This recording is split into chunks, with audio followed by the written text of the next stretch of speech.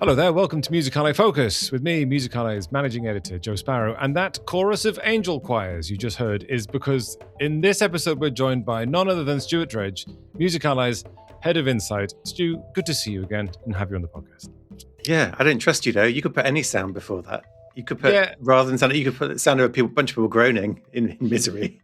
Well, rather than angel choir. This is a chance for me to break out my soundboard that I have built into here. And we can, if you tell a particularly good joke, we have that.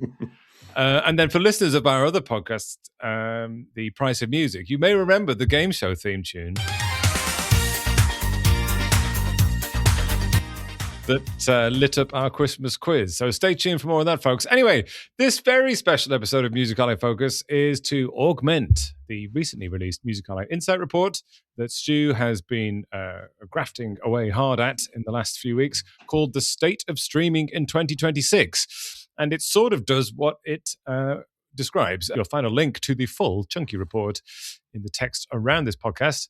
And it's available to all of Musicale's subscribers. But what we're going to do in this special episode of Musicale Focus is dip into two of the four main themes in this report. And the report itself takes a multifaceted look at the most pressing DSP-related issues.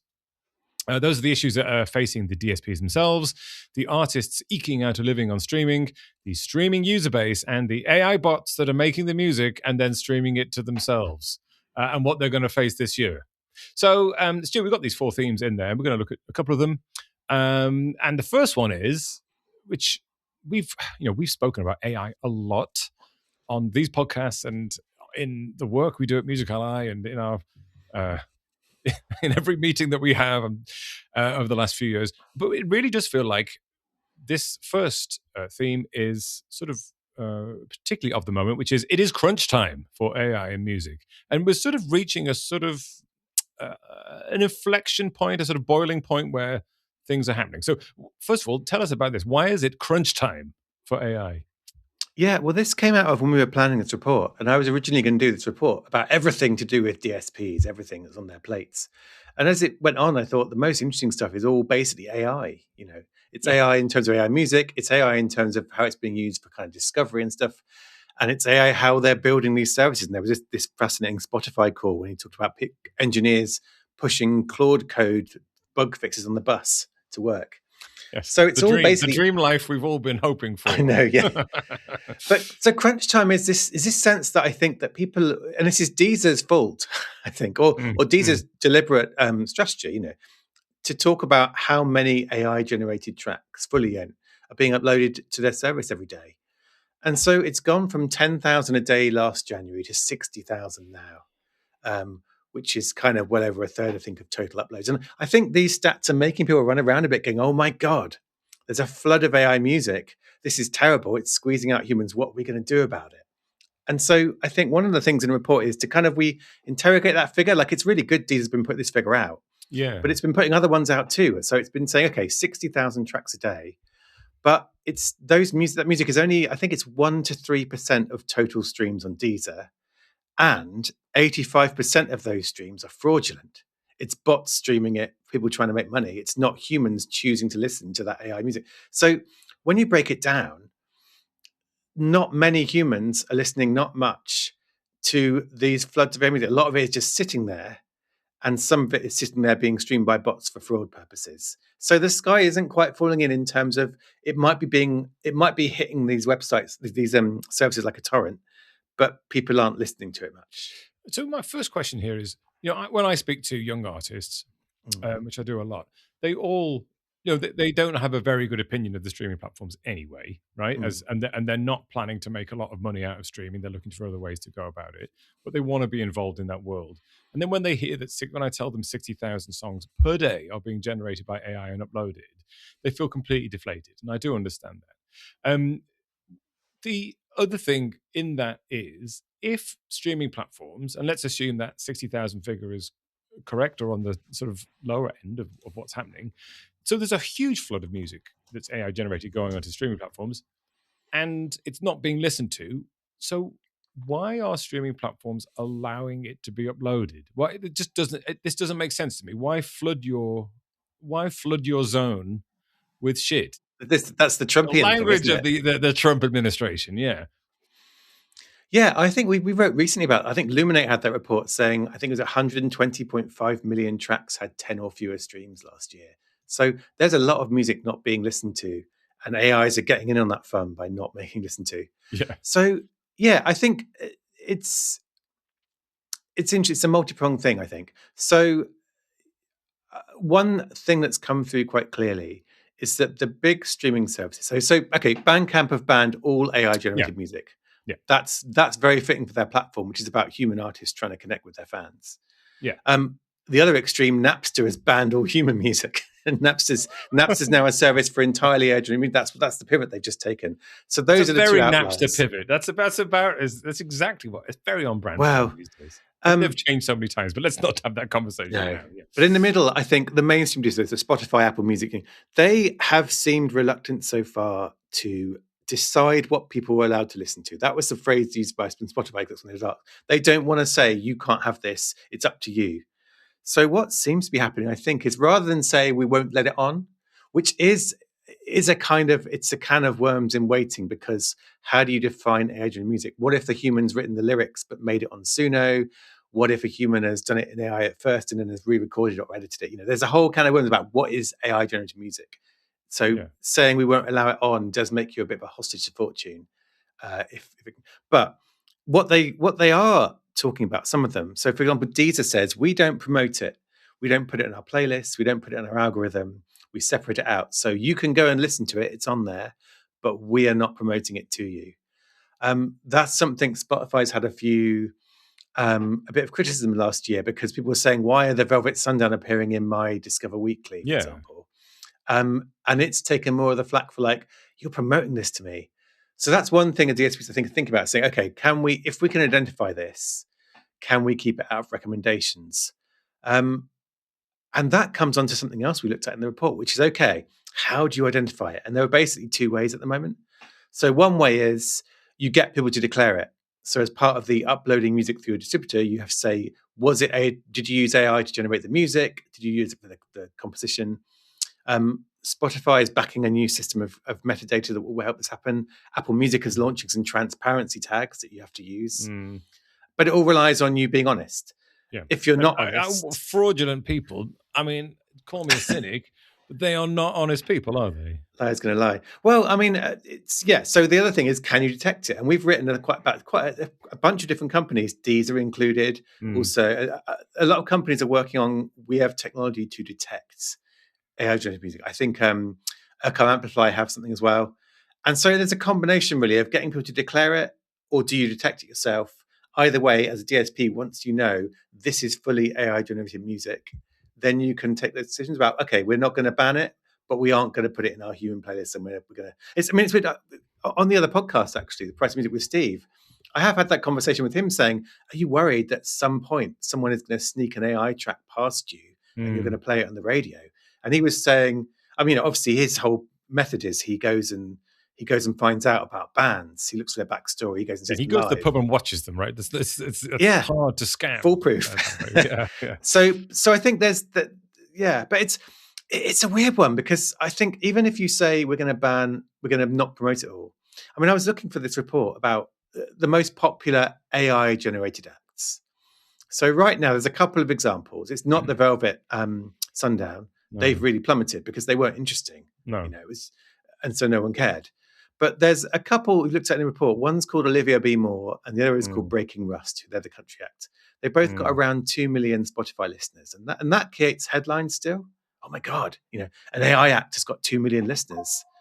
But that's like 0.3% of Spotify's users. And if you look at something like Chartmetric, which ranks artists, they're both outside the top 8,500. So in a way, even the ones that are the headline makers that are really you think of as really popular, and obviously a lot of human art, those young artists you talk to would kill for 2 million listeners. So I do, yeah, of course. But it's still in the scheme of human artists, still relatively, even the ones who are most interesting. And these are the people who, for example, are, and we're going to get onto this, but these are the human beings who are writing lyrics and using AI to bring those lyrics into songs and creating a character around them.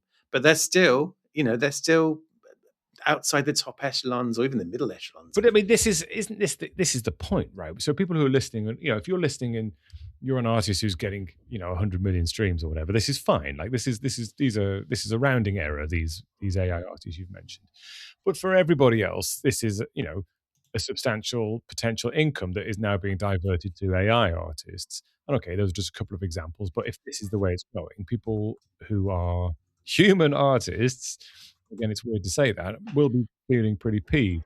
And just to go back to your first point, Bandcamp banning all AI generated music makes a lot of sense for Bandcamp. They've been very clear about their viewpoint and where they stand for a long time. But it doesn't that seem kind of weird that then we say, well, the big DSPs in the middle, perhaps they're not about human artists. They're kind of it's like a libertarian thing of like, well, you can decide what you listen to, and if you like AI music, we'll give you that. I mean, is that something that's going to sit well with the majority?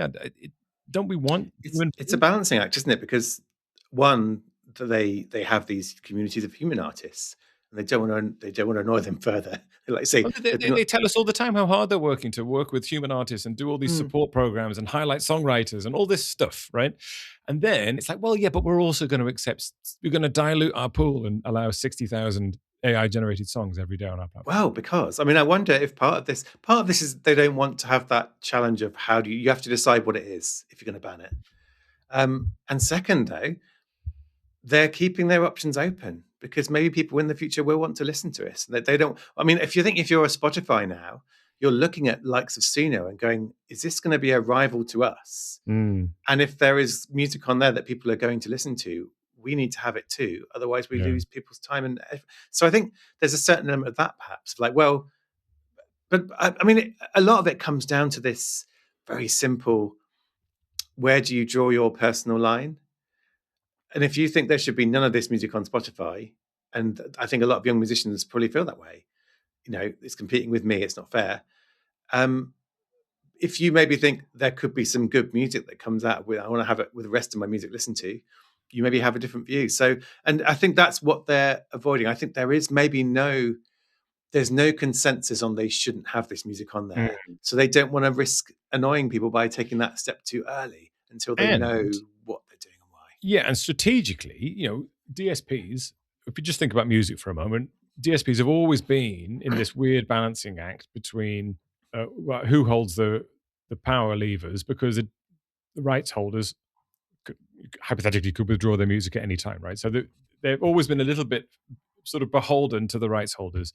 And this is a huge alternative system, right? If they're, this is the cynic in me talking again, but you could say, well, they're saying, well, if we generate, if 1 million tracks on Spotify get to a point where they're sort of reasonably popular, that is going to divert money away from those traditional rights holders of the big majors across the rights holding spectrum, and sort of diverts them elsewhere. And that means that they've perhaps got a little bit of a more negotiating wiggle room when it comes to talking to those rights holders in the future. That's my first cynical thought.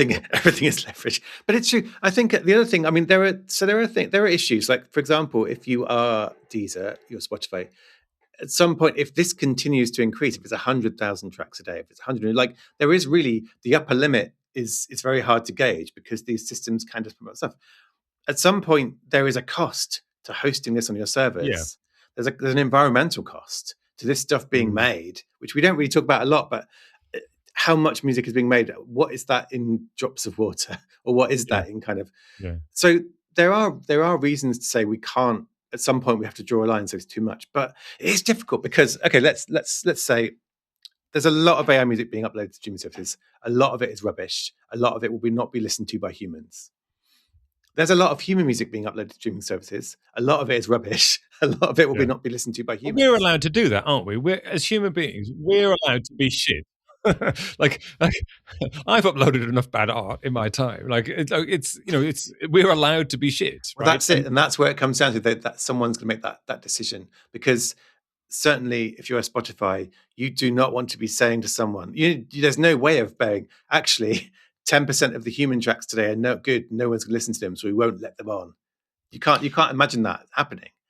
So with AI music, you have to say all of it that we can detect None of it. So it's awkward, I think. But it's awkward for them. But like you say, there are other reasons why it's probably quite wise to keep their options open and see where the wind blows. My other observation would be: is this not just an absolute open and shut case of enshittification? Because we talk about this across all sorts of platforms, and I remember speaking to Cory Doctorow, who coined this phrase on this platform, on this podcast a while ago, and he said, "Oh yeah, this is happening already, and you're going to see it." If we think about the classic case of enshittification, Google or Amazon, according to his theory, and now if you search for an object you want to buy, the first 2 pages are sponsored ads of low quality versions of that. That device or whatever it is, and then eventually you get to the one that's actually good, or you will you have to search for something by its brand name to get the actual thing. And so then you order the product that is bad and is made cheaply, you get it degrades your expectation of the service, and there's a very slow chilling effect. Is this therefore exactly not what's happening here? I mean, I don't know. One thing that's in my mind in that is streaming is basically a subscriptions business, really. Certainly in the Western biggest DSPs, like Spotify makes so much more money from subscriptions than it does from ads. So it's a business that relies on you carrying on paying your subscription. What's going to keep you carrying on paying your subscription?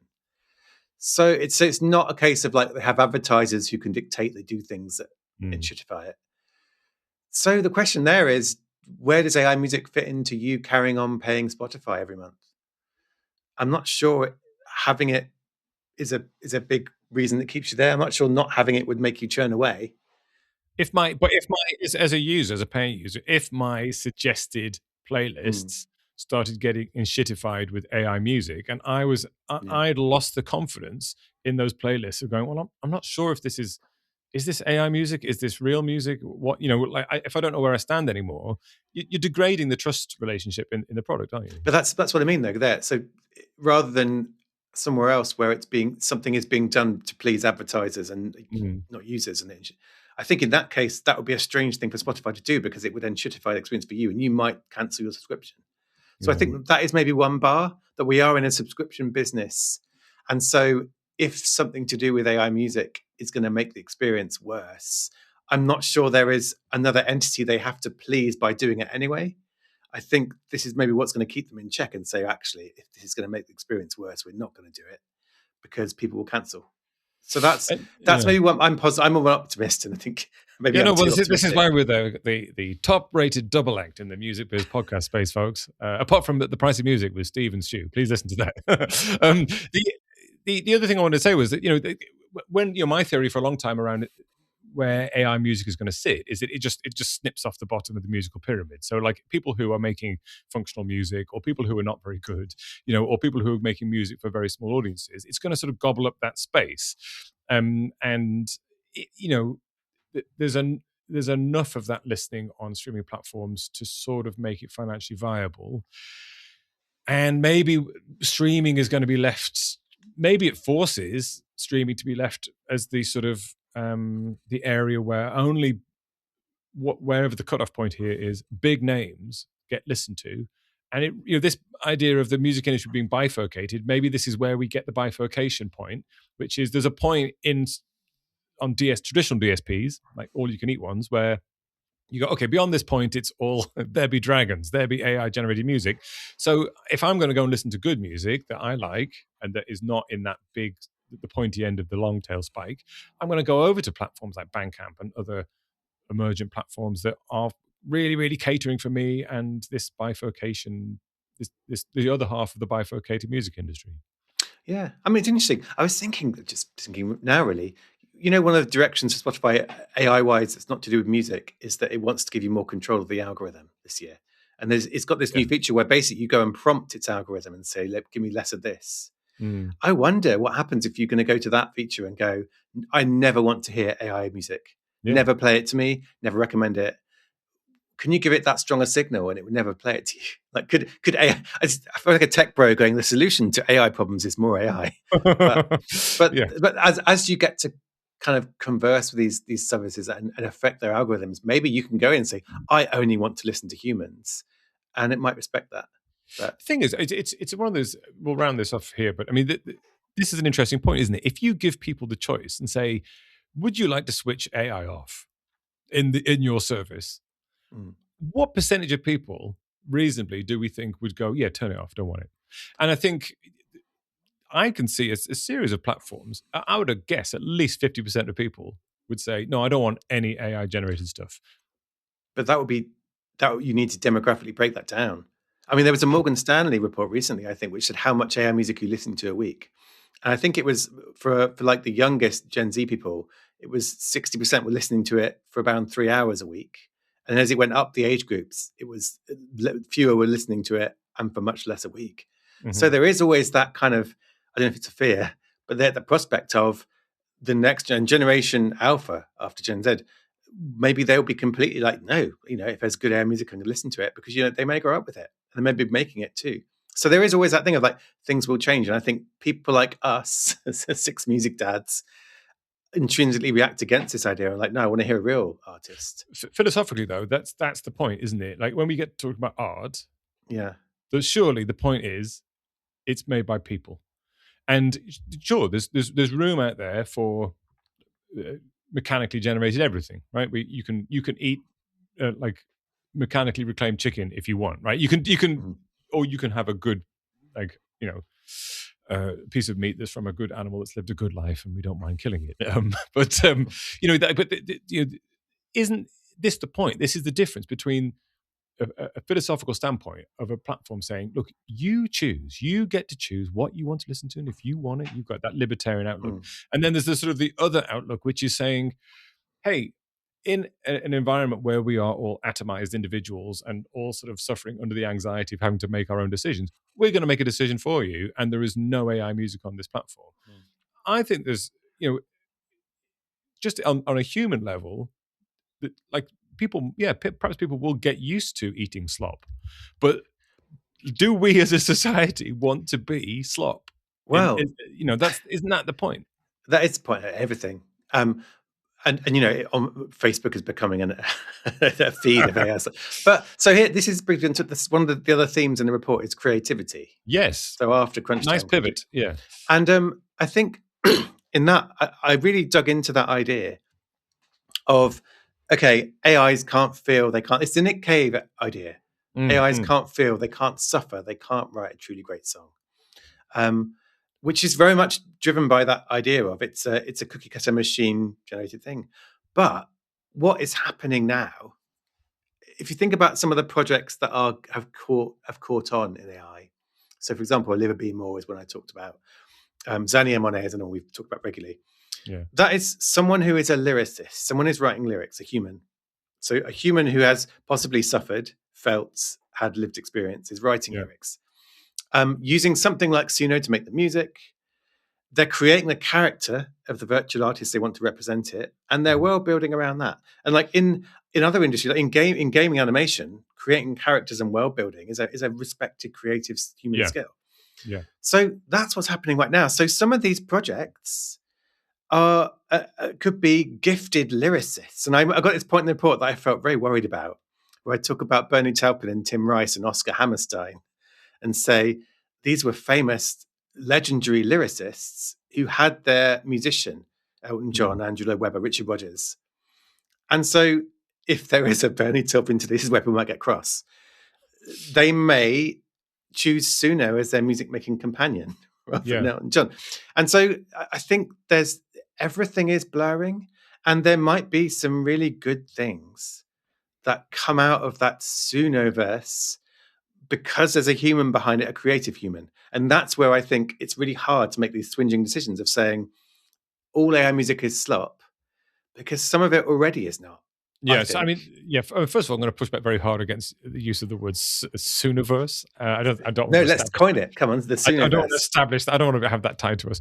But I mean, you've got a point here, right? So, like, how much human involvement does there need to be for it to be a human song, and how much for an AI song? And that is, the line hasn't been drawn for slop, and it hasn't been drawn for the human interaction part either. And I think that's probably a huge oversight that needs to be somehow. And DSPs don't want to draw that line individually, I think, is one of the reasons they're being cautious. Understandably so. Whoever gets it wrong loudest. But the other thing here is that, again, I'm speaking to a lot of young artists and a lot of young producers, at least here, the ones I speak to here in Berlin, their workflow is they have their door of choice open, and a lot of them are just going straight to Suno, giving it a prompt, sampling something straight out of there, and building something Mm, in their door. Right mm, now, however, whatever I feel about that, about the sort of lost art of crate digging and blah blah blah, I totally understand as a creative why they're doing that, because it means they don't have to worry about copyright. They don't have to spend hours and hours and hours sort of fruitlessly listening to stuff on YouTube and then trying to sample it, and they're just stuck in that flow, and think they're going in their flow state better. Now, we can talk a lot about how friction and complexity and difficulty makes better art, and that has been sort of repeatedly proven over the mm. millennia. But like I think we can sort of face facts and say that artists do want to at least to a certain extent, they do want the flexibility of this system, just as artists in the 80s wanted synthesizers. So that feels okay. This idea about the growth of this world building and that kind of also, I mean, this is growing the pie of music, right? This is like building new scenarios in which music can be consumed. And maybe that is something that everyone will get comfortable with when they start to see the pie of total income for the music industry growing by 10 to 15%.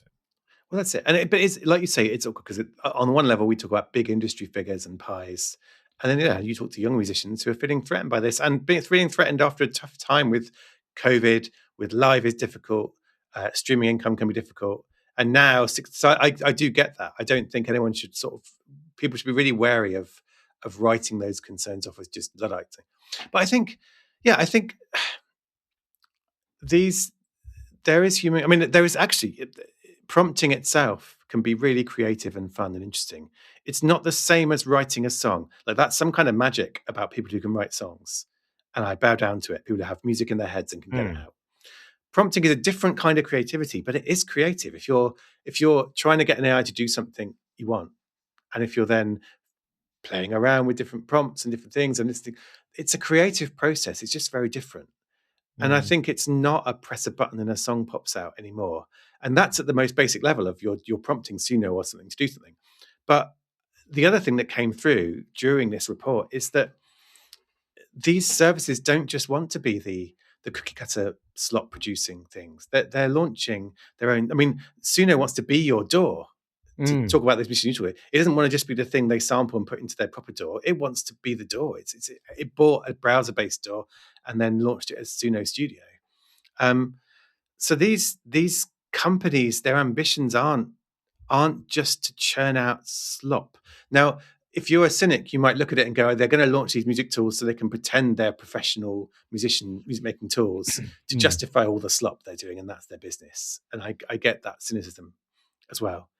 But it's all so complicated. And so the result of that for DSPs is, what is AI generated music? It's going to be increasingly hard to tell, because say one of those lyricists I talked about has made a song, has written a beautiful piece of human poetry about Mm. lived experience. They've used Suno to make the track.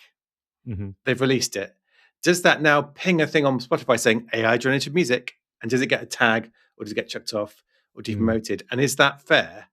Because on the lyrics side, I mean, this is a really good argument, right, for how AI could potentially liberate human creativity, because perhaps these are people who could never have had an outlet for their lyrics in the past. They never had anywhere to put it. They didn't know the people to put the music with. They couldn't get the band together, whatever it is, right? Now they can.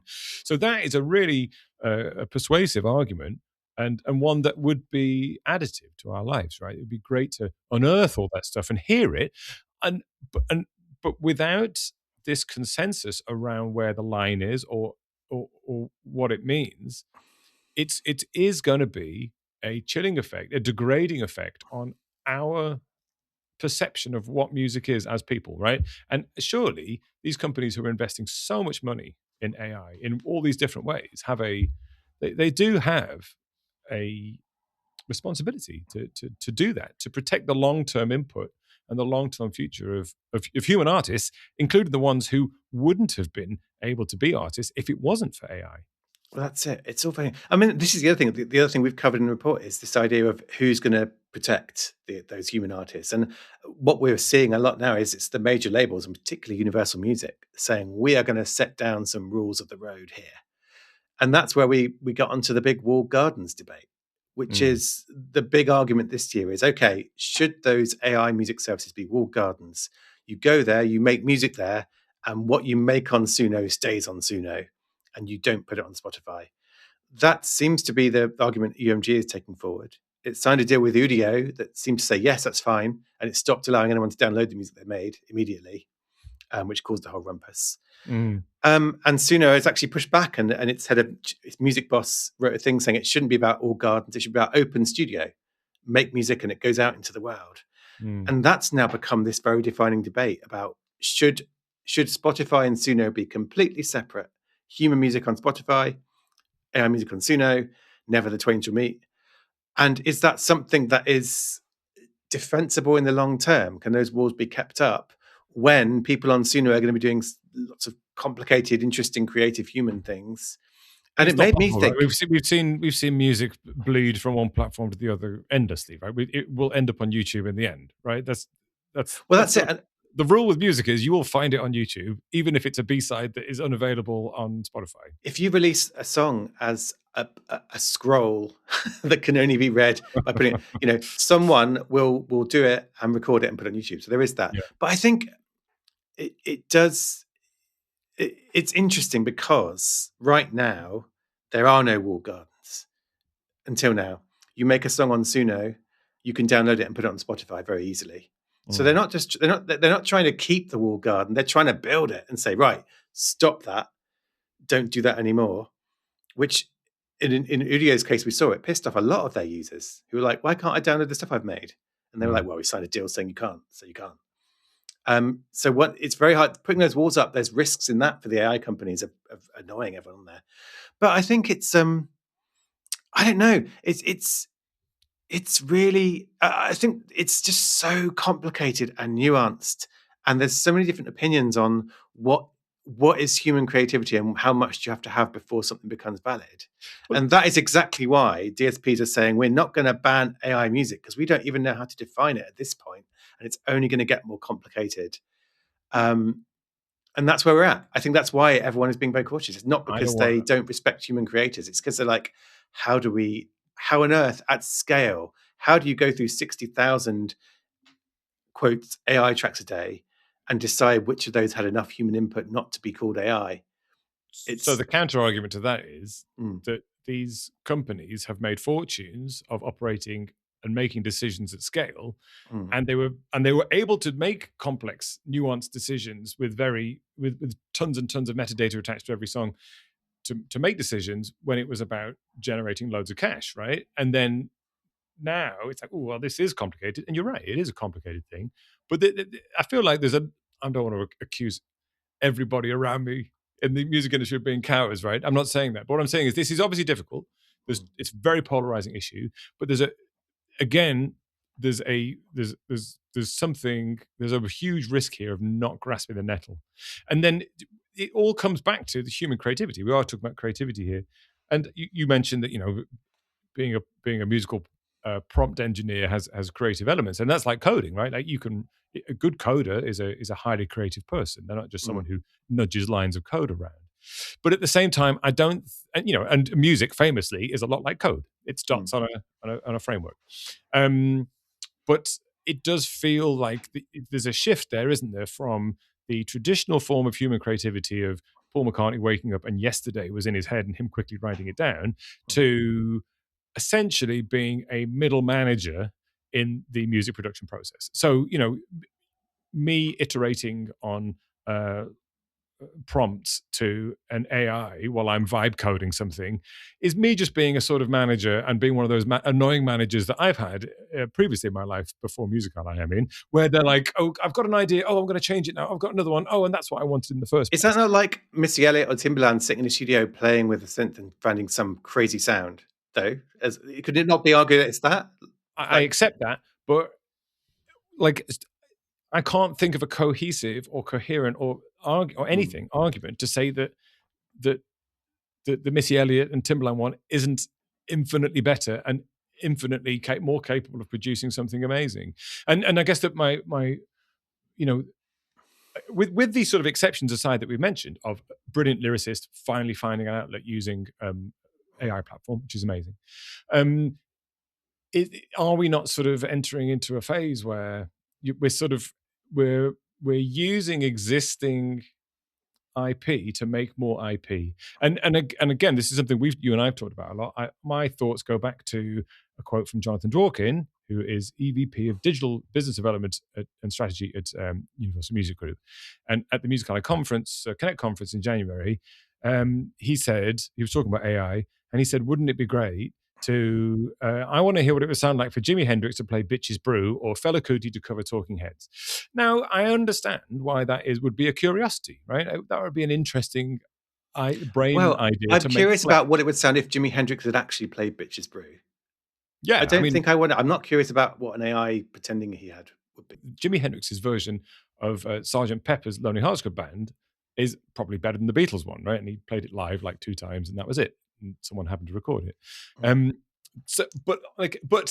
There was a mindset of the managerial mindset is, hey, I've got these components and I want to fit them together in a way that fulfills this vision I've sort of got in my head.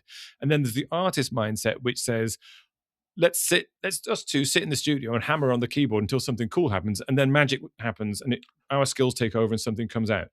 And there's a difference there, isn't there? And do we not lose something on by making everyone middle managers versus liberating people to be I don't know. artists? And the majority of them will be failed artists. I think you're disrespecting the art of noodling a bit there. I think noodling, like the Beatles, for example, the studio footage of them writing songs where it was basically sitting around jamming nonsense until something emerges. There's a history of that. I think that this no, can but that's fine. fit That's humans doing it, right? If it's humans this, doing I it, think this can fit into that workflow. And I think the best example we've both been playing today with this new Suno experiment, have we? Milo 1080, which is essentially a step sequencer where you can generate sounds, and then it's very complicated. You can, I think, if you're a random human middle manager of music doing that, you won't come up with anything interesting. If you've got creative intent and genuine, sure. So I think maybe that's what this all boils down to. And this is weird because this is a long way from DSPs doing anything about. I think it's about the human creative intent. A creative human intending to write a song with a guitar or with a sampler or with anything. That's what we're saying needs to be protected. I think. Is AI then essentially, from a creative perspective, is it not just then the ultimate sampler? Like it's the thing that you can say, I want something that sounds like this, and now I'm gonna, and then in fact, just spit out a whole loop, and now I'm gonna do something with it. Okay, so I can see the creative output that can come from that, right? And I've seen 18, 19-year-old producers already doing this, right? But there's still a human cost, right? If you're that poet who makes the lyrics and then finds a backing track through AI, great, but you wouldn't have made that before, so now we have this thing. But there's nothing really to say that you couldn't have gone and hired some session musicians to do it other than budget, right?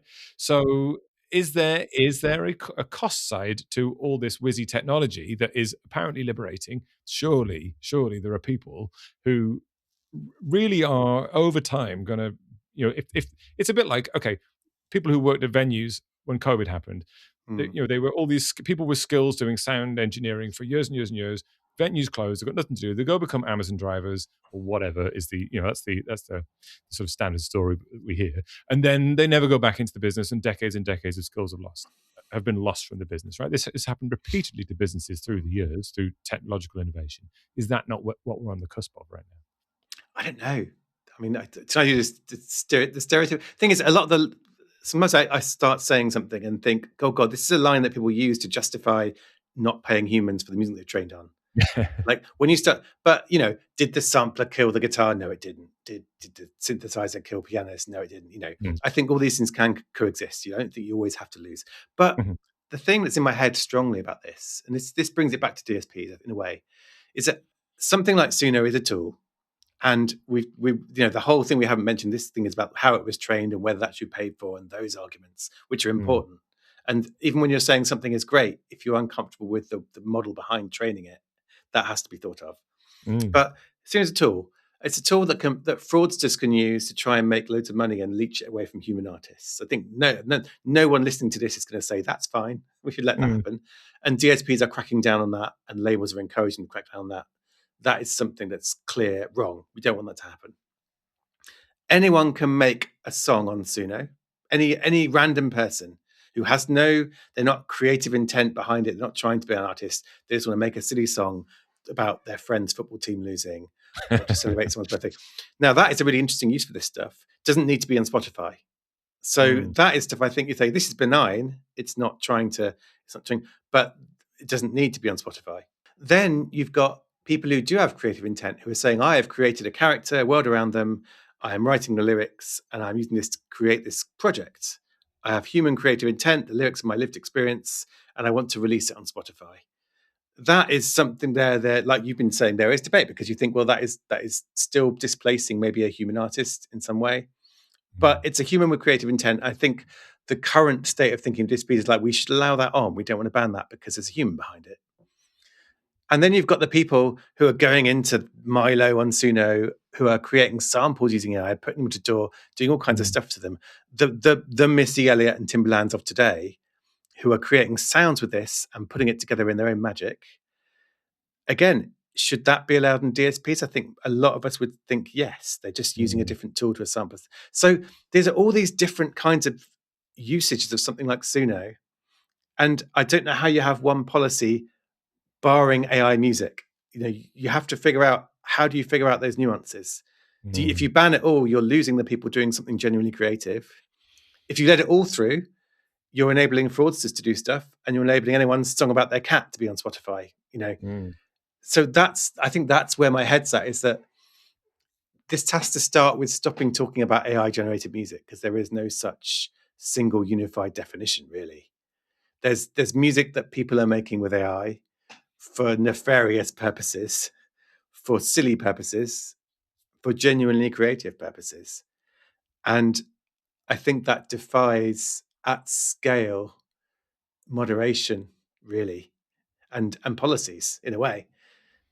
And yet you can't say, well, to listen to every track and decide on the human intent before we decide we let it on or not. So I guess that's what I'm saying. That's why I have sympathy for DSPs and why I think them saying we're not going to have a policy of kick it all off, because it's just such a wide spectrum ranging from fraud to creative human sort of great stuff and possibly new things in the future, And you're right, that is incredibly complicated. And that is sort of the argument for the enshittification concept, isn't it? Which is, well, we can't stop people selling all this crappy, low quality stuff on your online shop of choice. And, you can't stop that. You can't make people buy Sony products as opposed to sort of anonymously named all caps brands. Television alternatives, right, that are not as good and might break sooner or have spyware on or whatever. Like, so you say, well, we can't stop that, so people can choose themselves, and ultimately, whatever happens, it's pushing some people away and it's drawing some people in, isn't it? And I think we have to ask ourselves, is that as a music industry, what do we want it to stand for? What do we want it to be? And what is music? What is the music part of that music industry? If it is about, sort of looking after the industry side primarily, but aren't we in danger as we nudge people out and bring other people in? Where is the shift in the creative part there? And I think I don't have an answer for that, but there's, I think that's the thing. We have answers, do we? And if you're setting a policy, you have to have answers for these questions. And that's well, do you? I mean, you have to have answers, but they it could be the wrong one. With you. You got to make, but you got to someone's got to make a mistake here. Like, someone has to draw a line in the sand in order for change to happen, and it'll either happen by accident or design. So someone needs to do it. I mean, Bandcamp have done it, and it worked for them. Yeah. And I mean, I can see why it's easier for them, but there's something. I think that's the thing. Bandcamp, it works, because I think it's not a streaming service. It's a platform where human artists are connecting with people who love them. And like I say, but I do think, like, should we slip into like platitudes for the last bit of the podcast? Oh yeah, please, yeah. That's like, my specialty. It's all about great music finding its audience and great artists. But isn't that the thing that this is what this is maybe where they can focus their attention, because at the moment, let everything on, and their activity comes in how they put that stuff in front of people. And if there is a brilliant band, a brilliant singer, a brilliant rapper, the dream of Spotify has always been like, we will help your music get to the people who would love it through our clever algorithms and machine learning and blah blah. So that is the other flip side of this, and we haven't talked. There is a bit in the report about this we haven't talked about today, but this idea of AI's use to connect people to the music and to connect those human artists who are struggling to the people who would like it and to get momentum. That's the other side of the coin that I think redoubling the efforts to help human musicians find the audience they deserve. And in many cases, that would be no one. But the cases of people who are talented, sitting there going, oh my God, this flood of AI music is going to squeeze me out. That's the real challenge to DSPs to say, right, how do you make sure this new artist isn't squeezed out by this flood of stuff? Yeah, it feels like there's a huge opportunity out there for someone who wants to draw the line in the sand and say, okay, these are the limits, and this is where this kind of music will live. And if you want to find it, it's over here. And and I accept that that's a very hard challenge in the DSP space. But I mean, it feels like we are seeing that fragmentation into sort of chunks of music industry consumption where if I want this, I go over here, but if I want sort of that, I'll go over there. And that was very nice of you to pivot towards the idea that if you want to explore all the other things that you hinted at there, you will find the link to the report that Stu, a very, very good report that Stu has written below this podcast, if you're a Music Ally subscriber. And if you're not a subscriber, there's still tons for you to explore on musically.com. And if you did find that podcast useful, please do share it on with someone else who you think will be enraged by some of the suggestions that we made around AI music and creativity, or they would enjoy it. If you want to get in touch, I would love to hear from you. You can email me at joe@musically.com. That's joe@musically.com. And we have a free weekly email called The Knowledge, which rounds up all the best bits of Music Ally. You will find a link to that below the podcast as well. Stu, thanks for joining us. It's always a pleasure. And it's a bit like Pancake Day that I always say, hey, we should do this more often. And then we never do. Well, people listen to me every week on the et cetera. Correct. So if you did enjoy hearing Stu's fascinating insight, as of course you did, you will find him every week on The Price of Music with Steve Lamacq, and I'll put a link to that below the podcast as well. Right, that's it. Thanks for listening. I've been Joe Sparrow. He's been Stuart Dredge. And until next time, farewell.